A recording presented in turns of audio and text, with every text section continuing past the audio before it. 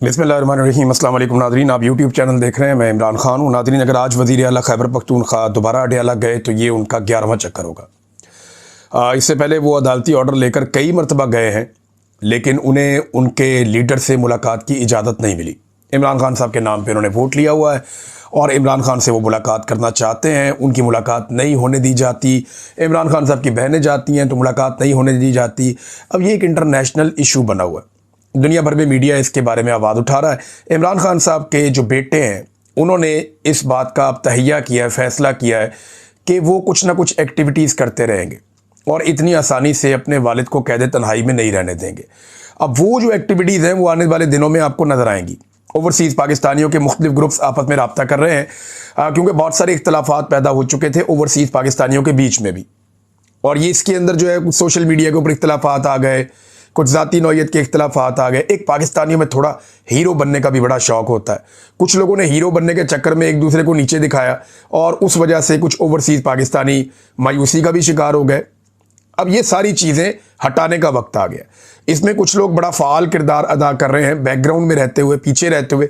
उनमें मैं चंद शख्सियात के नाम बड़ी अच्छी तरह जानता हूँ। कासिम सूरी उनमें से एक शख्सियत है। कुछ और लोग हैं, इसमें जुल्फ़ी बुखारी साहब हैं, कुछ और आरिफ अलवी साहब, बाकी लोग हैं। ये सब कोशिश कर रहे हैं आहिस्ता आहिस्ता कि कुछ भी करके जो ओवरसीज़ पाकिस्तानी हैं, सज्जाद बरकी साहब हैं, ये इमरान खान साहब के पुराने साथियों में से एक हैं, और ये लोग कोशिश कर रहे हैं कि जो ओवरसीज़ पाकिस्तानी हैं उनको वापस पूरी तरह से मुत्तहिद किया जाए और इकट्ठा करके एक कंबाइंड कोशिश की जाए, एक मुत्तफ़िका तौर पे कोशिश की जाए पूरी दुनिया में इमरान खान साहब के ऊपर होने वाले जुल्म और ज़्यादती को उजागर करने के लिए। अब इसमें जो है लंदन से एक बड़ा ज़बरदस्त आगाज़ किया है। मुआज़ नामी नौजवान है, ये इनका ताल्लुक ISF से है।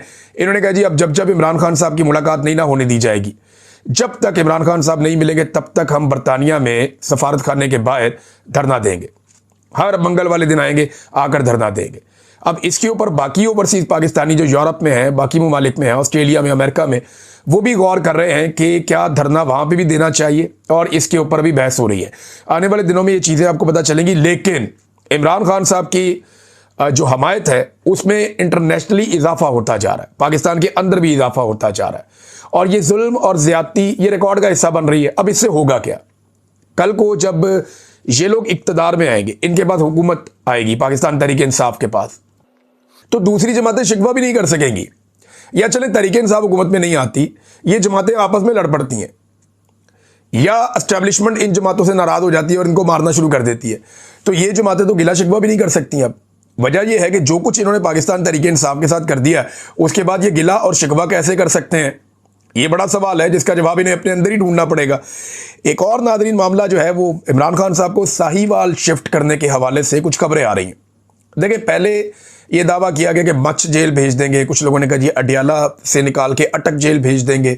सब ने अपनी अपनी बात की, लेकिन ये बात कोई कॉमन सेंस की कसौटी पे पूरी नहीं उतर रही थी। और अब ये खबर आ रही है कि शायद साहिवाल जेल इमरान खान साहब को भिजवा दिया जाए। साहिवाल के जो पुलिस ऑफिसर हैं उनको भी तब्दील कर दिया गया। अब इतला ये कि राणा अयाज साहब को भेजा गया। तो राणा अयाज साहब जो हैं वो राणा सनाउल्लाह साहब के रिश्तेदार भी हैं। मैं इन्हें ज़ाती हैसियत में जानता हूँ। एक दौर में इन्होंने बड़ा शानदार काम किया हुआ है। अभी मैं क्योंकि काफ़ी अरसे से इन टच नहीं हूँ राणा साहब के साथ, और जब मैं क्राइम रिपोर्टर था तो तब मैंने काफ़ी कवरेज की ऐसे मामलात की जहाँ पे ये ऑपरेशंस में मौजूद होते थे। लेकिन क्योंकि इनके राणा सनाउल्लाह साहब से रिश्तेदारी है तो ये कंट्रोवर्सी है, और पाकिस्तान तहरीक इंसाफ का दावा है कि इन्होंने बड़ा जुल्म किया गुजरावाला में, दीगर जगहों पे जहाँ जहाँ पे इनको मौका मिला इन्होंने पाकिस्तान तहरीक इंसाफ पे जुल्म करने में कोई कसर नहीं छोड़ी। ये तहरीक इंसाफ का कहना है, और वो लोग कह रहे हैं कि अगर इनको वहाँ भिजवाया जा रहा है तो फिर दाल में कुछ काला है। बहरहाल इमरान खान साहब को अगर ये साहिवाल शिफ्ट कर देते हैं तो होगा क्या? देखिए, केसेस इमरान खान साहब के इस्लामाबाद के हैं, जजेस वहाँ से आते हैं, वकला वहाँ से आते हैं। तो अब वहाँ से इमरान खान साहब को उठा के अगर साहिवाल ले जाते हैं तो वकील पहुँचेंगे साहिवाल, केसेस जो है वो लगेंगे साहिवाल, जजेस पहुँचेंगे साहिवाल, और साहिवाल में जो है वो कोशिश की जाएगी कि जैसा माहौल अडयाला जेल के बाहर बन जाता है, क्योंकि रावलपिंडी के वर्कर बड़े तगड़े हैं, वो इस्लामाबाद से भी आ जाते हैं। फिर एक और बहुत बड़ा फैक्टर है जिसको हम नज़रअंदाज नहीं कर सकते कि खैबर पख्तूनख्वा रावलपिंडी से ज़्यादा दूर नहीं है। तो जो स्वाबी का ज़िला है या मर्दान का ज़िला है या जो करीबी इलाके हैं, अब वहाँ से लोग बहुत बड़ी तादाद में ट्रैवल करते हुए वो पहुँच जाते हैं अडयाला जेल। 100, 200, 400 बंदा पहुँचना कोई मसला नहीं होता। और वज़ीर आला खैबर पख्तूनख्वा भी हर हफ्ते जो है वो अडयाला जेल के बाहर आ जाते हैं। तो इन सारे सर्कमस्टांसेस से और इन चीज़ों से अवॉइड करने के लिए साहिवाल जेल की ऑप्शन पे गौर हो रहा है एक खबर के मुताबिक। और अगर साहिवाल इमरान खान साहब को ले जाया जाता है तो इन चीज़ों को कंट्रोल करने की कोशिश की जाएगी। वज़ीर आला हर हफ्ते नहीं आ पाया, फिर ये क्योंकि ये पंजाब का एक सेंटर है तो यहाँ पे तो एक बर्बरियत है ना PMLN की, उनका कंट्रोल पुलिस के ज़रिए से बहुत ज़बरदस्त है। तो वो कोशिश करेंगे कि हाई प्रिजन जो जेल है उसके आसपास कोई परिंदा भी पर ना मारे। फिर साहिवाल एक छोटा शहर है, वहाँ पे इजाफी नफरी तैनात करके आप जो मर्जी कर सकते हैं। फिर जो इस्लामाबाद का कैपिटल का जो मीडिया है वो उसे कवर नहीं कर पाएगा। फिर जो इंटरनेशनल मीडिया कवरेज देने के लिए आ जाता है उसके लिए भी मुश्किलात हो जाएंगी। तो ये वो सारे फैक्टर्स हैं जिनको मद्देनजर रख के अगर ये फैसला किया गया तो किया गया। अब कुछ लोगों के अदालतों में केस लगे होते हैं, जैसे इमरान खान साहब की फैमिली है, वो केस निपटा के सुबह सुबह और आ जाते हैं मंगल वाले दिन जेल में मुलाकात के लिए। अब वो केसों में जाएंगे, जेल में जाएंगे, ये बहुत सारी चीज़ें जो है ना वो ख़राब हो जाएंगी। और पाकिस्तान तहरीक इंसाफ के पास ऑप्शन क्या है? कुछ सहाफ़ी ऐसे हैं जो रावलपिंडी में आके कवरेज करके चले जाते हैं, लेकिन जब वो जाना चाहेंगे साहिवाल तो उनके लिए मुश्किलात होंगी। कुछ तो जा नहीं पाएंगे और कुछ आपके गिरफ्तार या गायब भी हो जाएंगे, जैसे शेख आगा सरवर साहब के साथ किया जा रहा है, जैसा सोहराब बरकत साहब के साथ किया जा रहा है, जैसा काम किया जा रहा है राय गुलाम अली साहब के साथ किया जा रहा है। ये ज्यादती जिन लोगों के साथ हो रही है इनके साथ भी ऐसी ज्यादती हो सकती है और सहाफ़ियों के साथ। लिहाजा पाकिस्तान तहरीक इंसाफ के पास कोई और ऑप्शन होगा नहीं। मुल्क बंद करने के अलावा, एहतजाज करने के अलावा तहरीक इंसाफ के पास कोई ऑप्शन नहीं बचेगा। अगर इमरान खान साहब को साहिवाल शिफ्ट कर दिया गया तो, या किसी और जेल में शिफ्ट कर दिया गया तो। और पाकिस्तान तहरीक इंसाफ के लोग ये दावा कर चुके हैं, बार बार कह चुके हैं कि इमरान खान साहब ने कैटेगोरिकली कहा है कि अगर मेरी जेल को शिफ्ट करे, मेरी मर्जी के खिलाफ कोई इकदाम ये करें तो फिर आप लोगों ने मुल्क बंद कर देना। अब देखते हैं कि इसका रद्दअमल क्या आता है। राणा सनाउल्लाह साहब ने एक ऑफर की थी अपोजिशन को या पाकिस्तान तहरीक इंसाफ को कि एक पार्लिमानी कमेटी बना देते हैं, उसमें सेनेटर हो जाएंगे, उस कौमी असम्बली के मेंबर हो जाएंगे, आपके बाकी अरकान हो जाएंगे। तो एक कमेटी बना लेते हैं, हमारे बंदे भी शामिल हो जाते हैं, आपके भी शामिल हो जाते हैं, तो इमरान खान साहब के जेल के मामला हम देख लेते हैं, मुलाकात भी करवा देते हैं।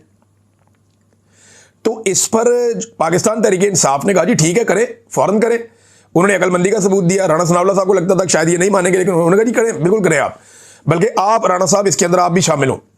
उनको ऑफर कर दिया कि आप सरबराही में बना लें बेशक, लेकिन अब पता चला है कि वो इस ऑफर से भी पीछे हट गए हैं, उनको भागना पड़ा इस ऑफर से, क्योंकि एस्टेब्लिशमेंट की इजाज़त के बगैर ये लोग कुछ नहीं कर सकते, इनके बस में कुछ नहीं है।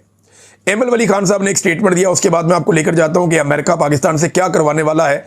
एक बड़ी खबर है जो मैं आपके सामने रखूंगा। ये एमएल वली खान साहब का स्टेटमेंट मुझे बड़ी तकलीफ हुई पढ़ के। ये पानी मारते हैं ना इमरान खान साहब की बहनों पर, और पानी फेंकते हैं उनके ऊपर सर्दी में, उन्हें तकलीफ देते हैं। अब ये माओ बहनों की इज्जत जो है वो तो खैबर पख्तूनख्वा के हमारे लोगों की शान है, वो तो बहनों की बहुत इज्जत करते हैं, माओ की बहुत इज्जत करते हैं, ख़वातीन का बहुत एहतराम करते हैं, वो तो लड़ाई छोड़ देते हैं। खातून चल के आ जाए तो वो तो पुरानी दुश्मनियां ख़त्म कर देते हैं।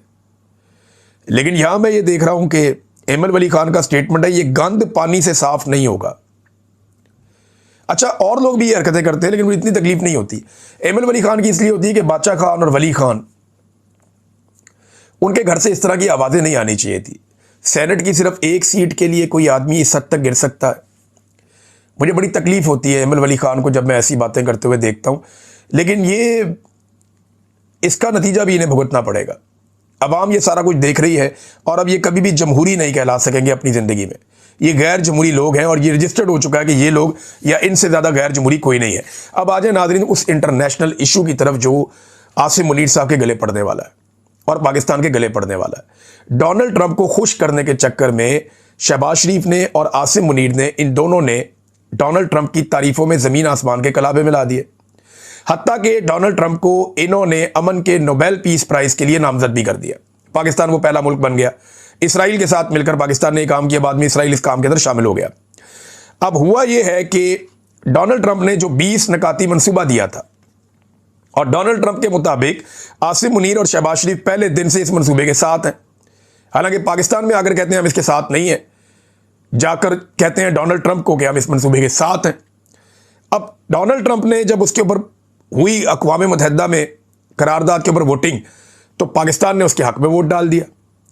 अब वो मंसूबा ये कहता है कि 20,000 फौजी फौरी तौर पे गजा में भेजे जाएंगे। ये 20,000 फौजी मुसलमान मुल्कों के होंगे ताकि दीगर मुसलमान मुल्कों को कोई एतराज ना रहे। यानी मुसलमान ममालिक से 20,000 फौजी इकट्ठे किए जाएंगे और वो फौजी भिजवाए जाएंगे गाजा में, और पर बाद में ज़रूरत के तहत इनकी तादाद में इजाफा किया जाएगा। कुछ मुसलमान ममालिक जो है वो अपने फौजी और अपने हथियार और अपने लोग भेजेंगे। कुछ मुसलमान ममालिक जो हैं वो इस काम के लिए माली इमदाद फराहम करेंगे, डिप्लोमेटिक इमदाद फराहम करेंगे, इंसानी इमदाद फराहम करेंगे। ये तय हो गया था। अब मामला ये हुआ कि ममालिक आहिस्ता आहिस्ता पीछे हटना शुरू हो गए क्योंकि उनके अवाम की तरफ से रद्द अमल आ रहा है और अवामी रद्द अमल के खौफ से मुसलमान ममालिक पीछे हट रहे हैं।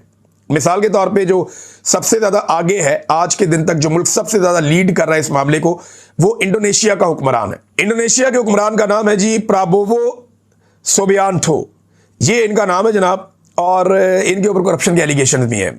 यानी ये इतना कोई वो he is not with the clean hands, इतने ज़बरदस्त कोई उनके अब ऐसी शख्सियत नहीं है जिसके ऊपर आप ये कहें कि बहुत ही नीट एंड क्लीन आदमी है। इनके ऊपर अपोजिशन ने बड़े धांधली के खौफनाक इल्ज़ाम भी लगाए, लेकिन वो सिस्टम को कंट्रोल कर रहे हैं, जैसे पाकिस्तान में भी सिस्टम कंट्रोल हो रहा है।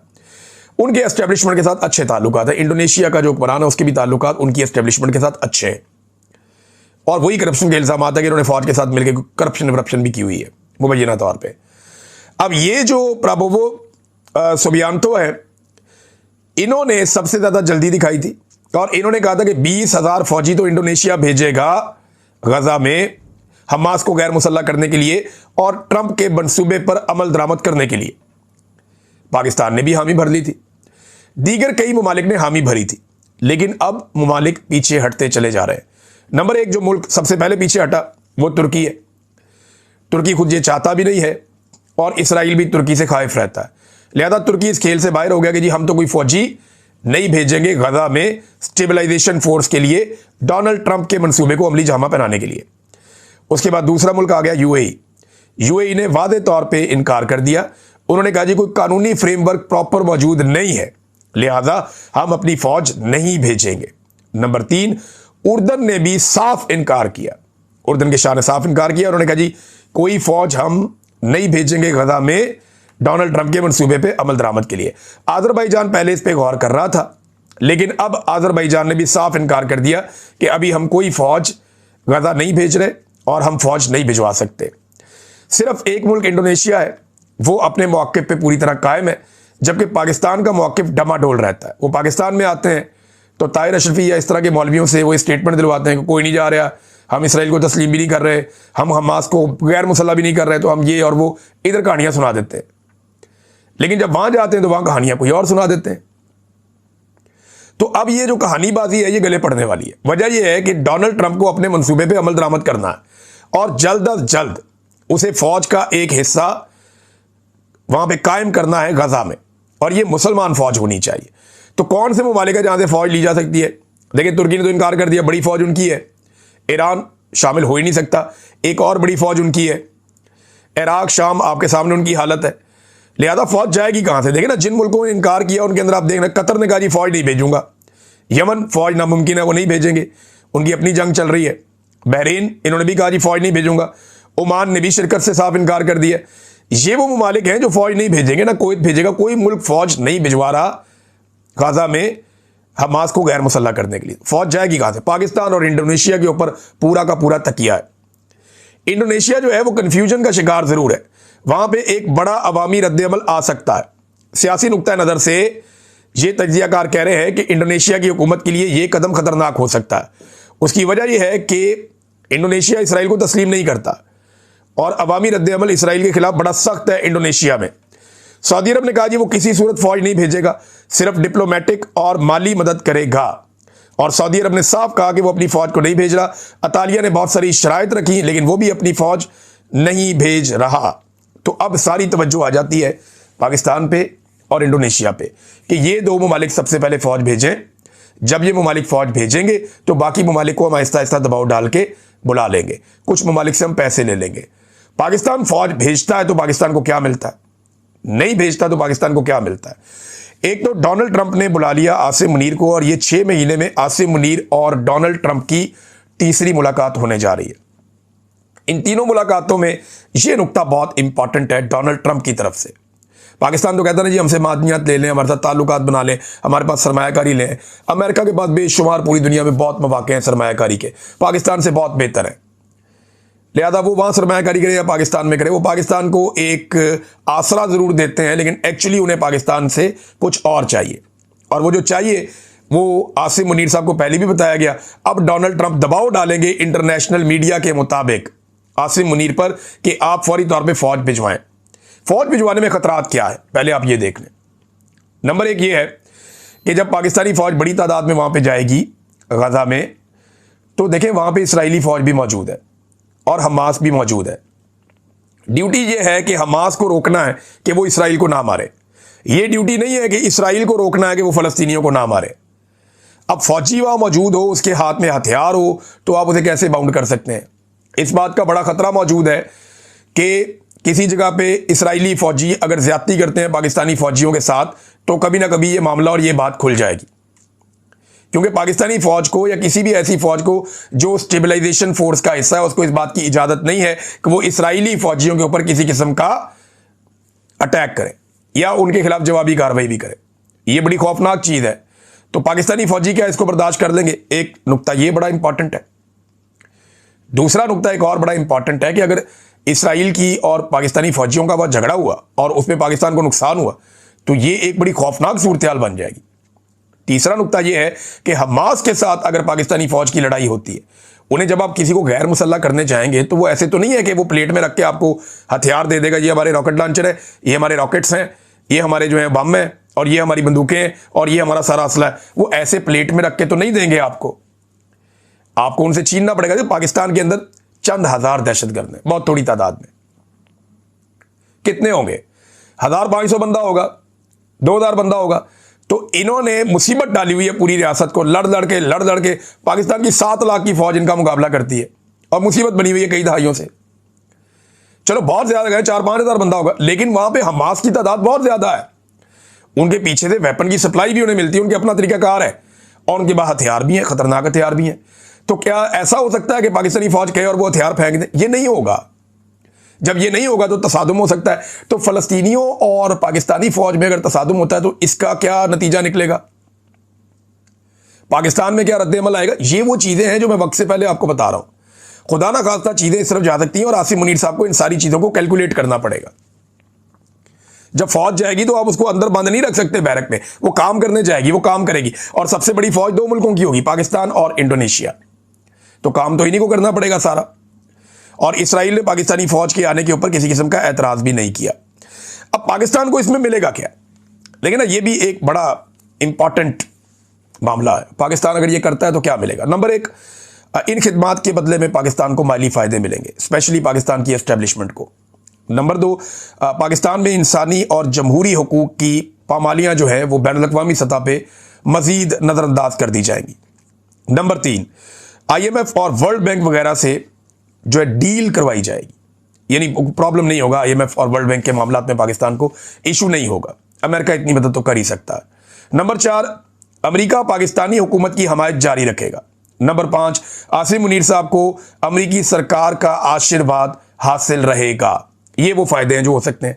नुकसानात मैंने आपको बताया, पाकिस्तान में अवामी तहरीक खड़ी हो सकती है, अवाम इसमें गुस्से में आ सकती है, अवाम इसके ऊपर रिएक्शन दे सकती है, ये सारी चीजें हो सकती है। लेकिन एक दबाव है। अब आसिम मुनीर साहब ने या तो इमरान खान से बात करनी है या डोनाल्ड ट्रंप की बात माननी है।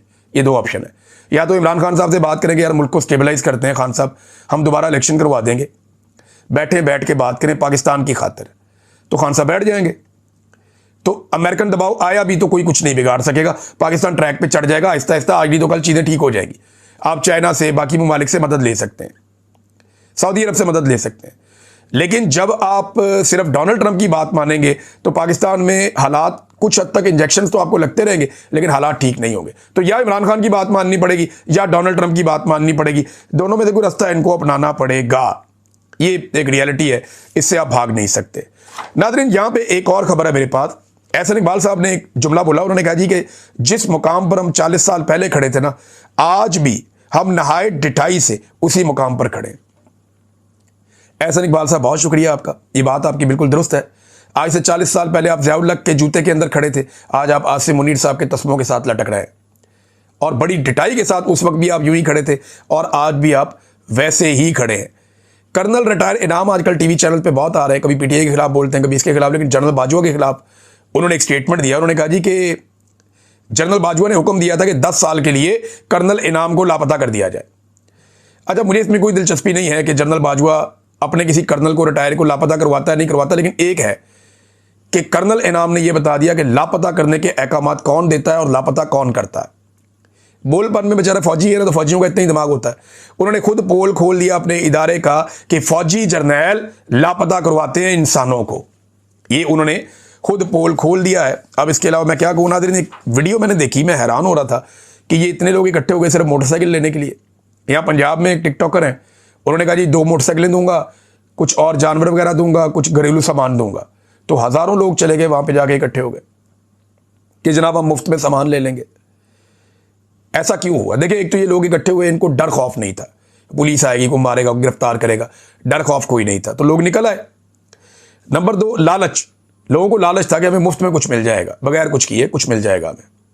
तो चले गए, हज़ारों लोग चले गए। निकलना तो 2 लोगों का, लेकिन चले गए हज़ारों लोग। फिर आप लोगों की गुर्बत का और परेशानियों का अंदाज़ा लगा लें कि लोग इस तरह की अपॉर्चुनिटी भी नहीं छोड़ते। और आखिरी चीज़, ये बेहिसी भी है। पाकिस्तानी यही लोग हैं ना, इनका 5300 अरब रुपया तो पिछले 2 साल में खा गई, 2-3 साल में खा गई हुकूमत, 5300 अरब रुपया। अभी एक और रिपोर्ट है, थोड़े दिन पहले वो कह रहे थे जी हमने रिकवर किया है, कोई ये जो जनरल साहब हैं नैब के चेयरमैन, वो भी कह रहे थे इतना पैसा आपका खा लिया, आप वो पैसा वापस लेने के लिए कभी नहीं निकलते। लेकिन 2 मोटरसाइकिलों की कुरानदादी के लिए हज़ारों लोग निकल आते हैं। ये एक तरह की बेइज्जती है। पाकिस्तानियों को सोचना पड़ेगा कि अगर इनकलाब लाना या सिचुएशन तब्दील करनी है तो फिर चीज़ें अपने हाथ में लेनी है।